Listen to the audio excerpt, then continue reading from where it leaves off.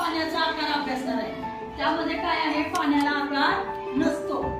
आपण त्यासाठी हा प्रयोग पाहताना काय केले, 2 काचेचे ग्लास घेतले, 2 बशा आणि पीठ आणि पाणी.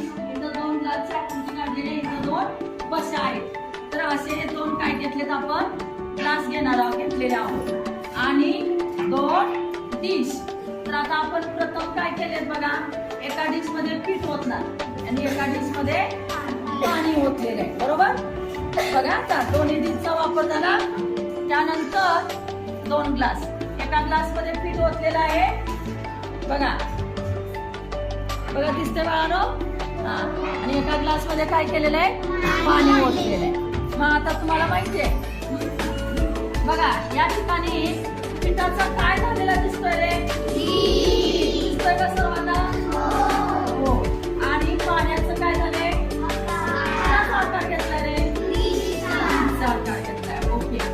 आता इथं ग्लास मध्ये सुद्धा सांगा, पिठाचं काय झालेलं आहे, पिठाचा काय तयार झालाय, आणि ग्लास मध्ये काय झालं, कुणाचा घेतला, आता कुणाचा घेतला, काय होईल, डोंगरावरून पाणी काय होतं, वाहते. आणि कोणत्याही भांड्यात ओतलं तर काय करतं रे ते पाणी, भांड्याचा आकार घेतो. मग पाण्याला स्वतःचा आकार आहे का रे बाळांनो, पाण्याला स्वतःचा आकार नाही. तर पाणी असे असते, पाणी असे असते. त्याचे 3 प्रकार आहेत. कोणकोणते सांगा बघू. स्पर्शिव टाकलं तर काय होतं, दुसरा काय, आणि कोणत्याही भांड्यात पाणी ओतलं तर त्या भांड्याचा आकार येते. यावरून सुद्धा की पाण्याला आकार नसतो.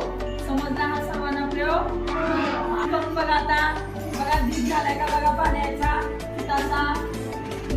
पाणी ओतून बघा ग्लासमध्ये, बघा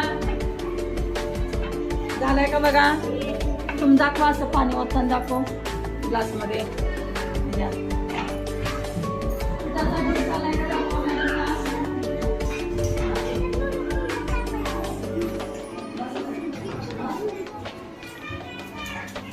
हा पाणी ओतून दाखव.